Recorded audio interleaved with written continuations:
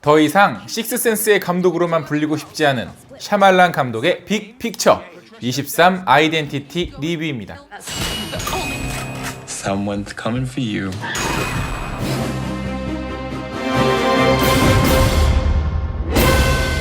세 명의 소녀는 의문의 남자 케빈에게 납치를 당합니다. 범인이 한 명인 줄 알았는데 또 다른 목소리가 들리는데요. 그런데 그 또 다른 목소리 역시 케빈이었습니다. 알고 보니 케빈은 23개의 다중인격을 가진 존재입니다. 과연 그가 소녀들을 납치한 이유는 무엇일까요? 그리고 소녀들은 무사히 그곳에서 탈출할 수 있을까요? 간만에 복귀한 나이트 샤말란 감독의 쫀쫀한 미스테리 스릴러 드라마 영화입니다.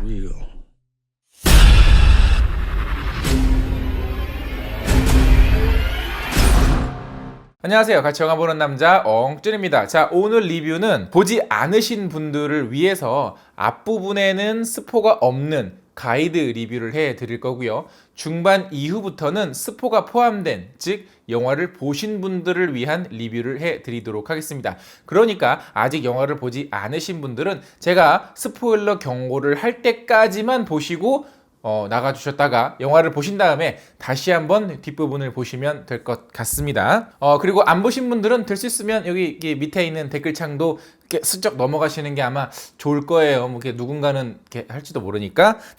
자, 일단 이 영화의 주인공인 제임스 맥어보이에 대한 이야기를 안 할래야 안 할 수가 없습니다. 줄거리 소개에서 말씀드렸던 것처럼 23개의 인격을 가진 다중인격 그 캐릭터를 연기를 하고 있는데요.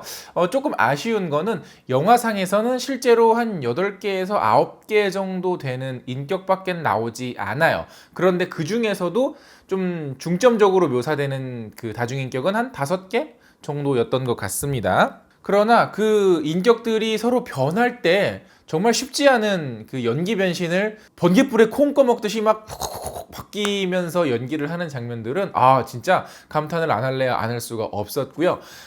각 캐릭터들이 외모는 변하진 않거든요. 왜냐면 똑같은 배우니까. 그런데 말투라든가 표정이라든가 손짓 하나하나가 다 디테일이 다릅니다. 예를 들어서 똑같은 옷을 입고 있어도 지금 쟤는 다른 인물로 변신을 했구나, 지금 이런 인물로 변신을 했구나라는 걸 한 번에 알 수 있을 정도로 아주 집중력 있고 디테일하게 연기를 선보였어요. 거기다가 이 어떤 예민한 집중력이라고 해야 될까요? 그렇기 때문에 사실 영화 중간에 이 손이 다치는 부상을 입었는데도 뭐 감독이나 뭐 스태프들에겐 얘기하지 않고 촬영을 다 마친 다음에서야 치료를 받으러 갔다고 합니다. 그만큼 이 영화에 집중을 했다는 것을 느낄 수가 있겠죠. 또 하나 이 영화의 시선을 끄는 또 다른 주인공이 있습니다. 시선을 훔쳐가시는 아주 또 다른 주인공이 한 분 계시죠. 안나 테일러 조이. choice.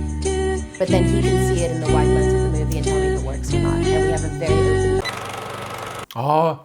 특히 이 큰 눈과 매력적인 어쨌든 안나 테일러 조이 잘 기억해두겠습니다. 사실 이 역할은요, 애초에 케빈이 납치를 계획해둔 상대가 아니었기 때문에, 그렇기 때문에 벌어지는 긴장감이 있습니다. 왜 그러냐면 다른 소녀들과는 다르게 이 친구는 이런 위기 상황에서도 침착함을 잃지 않고 냉정하게 사건을 바라보면서 강인한 어떤 아웃사이더의 역할을 잘 하고 있어요. 그래서 이 제임스 맥어보이가 연기했던 케빈이 다음에 어떤 행동을 할지도 굉장히 궁금하지만 이 소녀가 다음에 어떤 행동을 할지도 굉장히 궁금해지는 그런 배우입니다. 그리고 이제 영화 속에서 그녀의 그 과거 장면이 플래시백으로 등장을 하는데, 이 플래시백이 왜 등장했는지는 마지막에 가서 아실 수가 있으니까 집중해서 보시면 될 것 같아요. 그리고 또 이 영화는 나이트 샤말란 감독의 특징이 모두 담겨 있는 그런 영화입니다. 절제된 패닝, 절제된 틸팅, 절제된 트래킹, 이런 아주 고전적이고 정적인 연출을 통해서 긴장감을 극대화하고 있고요. 또 인물을 굉장히 가까이서 거의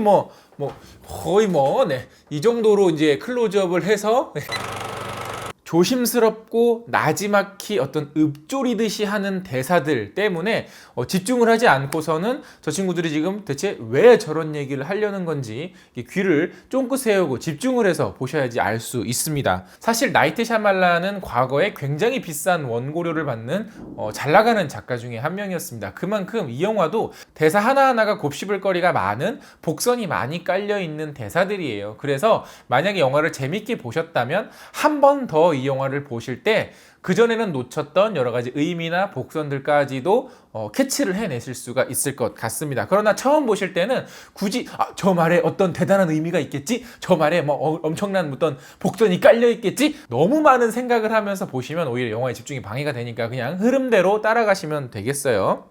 그리고 또 하나의 이제 특징은 나이트 샤말란 감독의 영화는 항상 필라델피아에서만 촬영을 한다는 거죠. 필라델피아가 아닌 곳에서 찍은 영화들은 다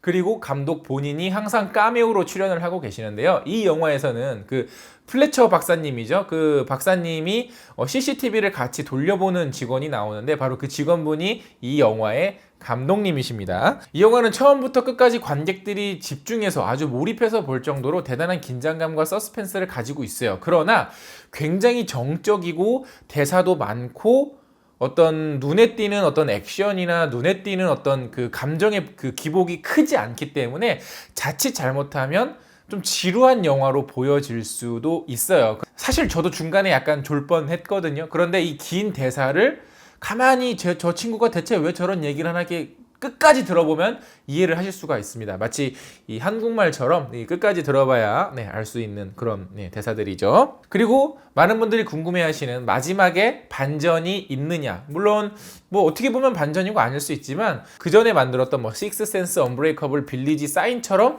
대단한 반전이 숨어져 있는 그런 영화는 아닙니다. 초반부터 엔딩까지 차차 쌓아왔던 복선들이 마지막에 이렇게 만나는 엔딩이기 때문에 뭐 엄청난 반전을 기대하지는 않고 그냥 그대로 흐름대로 보시면 되겠어요.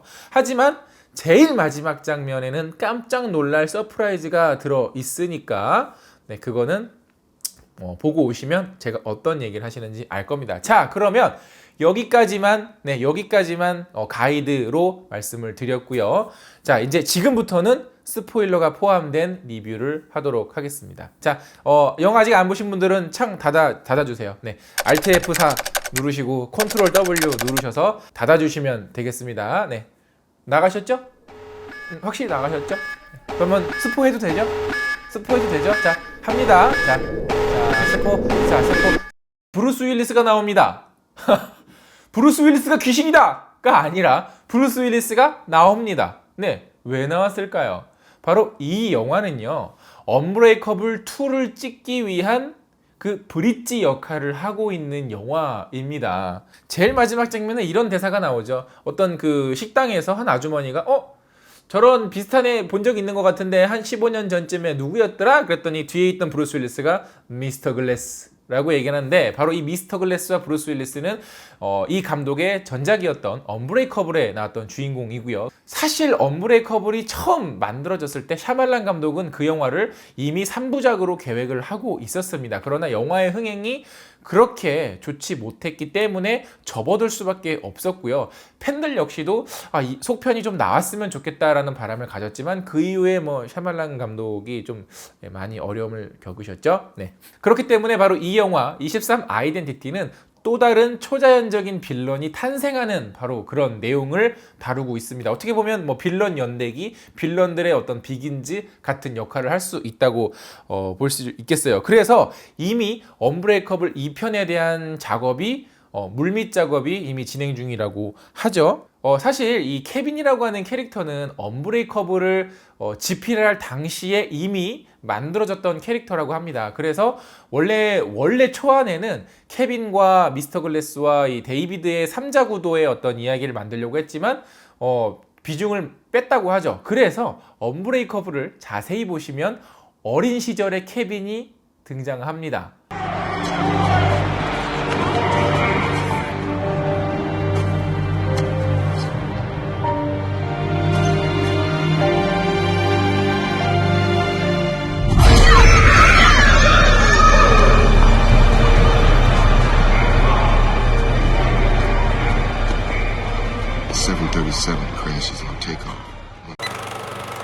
왜냐하면 언브레이커블 그리고 이 영화도 같은 필라델피아가 무대고 언브레이커블에서 브루스 윌리스가 사고를 당했던 그 기차에 대한 언급도 은근슬쩍 지나갑니다. 사실 그래서 이 영화는 언브레이커블에 대한 복선이나 어떤 대사나 상황이나 어떤 묘하게 일치되는 지점들이 아주 살짝 숨어 있다고 해요. 그래서 나중에 영화를 다시 한번 보면서 다시 한번 좀 찾아봐야 될 것 같습니다. 특히 마지막 장면, 케빈이 이 거울을 두고 이제 막 여러 개의 인격으로 막 변하면서 대화하는 장면에서는 언브레이커블의 메인 테마 음악이 점점 흘러나오기 시작을 하고 그리고 장면이 바뀌면 브루스 윌리스가 등장을 하시죠.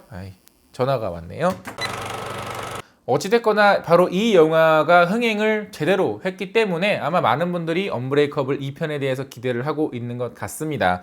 사실 언브레이커블 2가 됐든 23 아이덴티티 2가 됐든 혹은 또 다른 제목의 세 번째 영화가 나오든 사실 저는 굉장히 기대를 하고 있고요. 마블이나 DC나 이런 어떤 코믹스에 나오는 히어로들과는 전혀 다른 모습의 영화가 되겠지만 나이트 샤말란도 역시 마찬가지로 코믹스 매니아 중에 한 명이거든요. 그래서 그가 생각하고 있는 또 다른 히어로와 빌런의 대결, 어떤 좀 초자연적이지만 굉장히 현실적인 느낌의 그 다음 영화는 과연 어떤 영화가 될지 사실 굉장히 기대를 하고 있습니다. 그러니까 언브레이커블도 안 보신 분이라면 혹은 마지막 장면에서 왜 갑자기 브루스 윌리스가 나오지? 라고 갸우뚱하신 분이라면 그의 15년 전, 아니죠 16년 전 작품인 17년 됐나 벌써? 그렇게 오래됐네요. 언브레이커블을 보시고 제 리뷰도 제 리뷰 느낌표가 어디서 나오는지는 저 잠깐 헷갈리는데 언브레이커블 리뷰도 확인을 하시면 될 것 같습니다. 언브레이커블하고의 상관관계를 전혀 생각하지 않더라도 이 영화 본편만으로도 사실 충분히 볼만한 가치가 있는 미스테리 스릴러 드라마입니다. 이야기를 풀어나가는 과정도 굉장히 흥미진진하고 감독이 생각했던 이 다중인격에 대한 또 다른 해석을 보는 재미도 있고 여배우를 보는 재미도 있고 배우의 연기를 보는 재미도 있고 스릴러로서의 역할도 굉장히 잘 해낸 그런 영화라고 볼 수 있겠어요. 영화 보신 분들 계시면 영화에 대한 의견 댓글로 많이 달아주시고요. 영상 재밌으면 좋아요 누르는 거 잊지 마시고 구독 버튼 아직 안 누르셨으면 구독 버튼도 눌러주세요. 그러면 저 엉준이 앞으로 영화 리뷰를 제작하는 데 있어서 큰 도움이 된답니다. 그럼 전 다음에 더 재밌는 영화 리뷰로 찾아뵙겠습니다. 다음에 만나요. 안녕.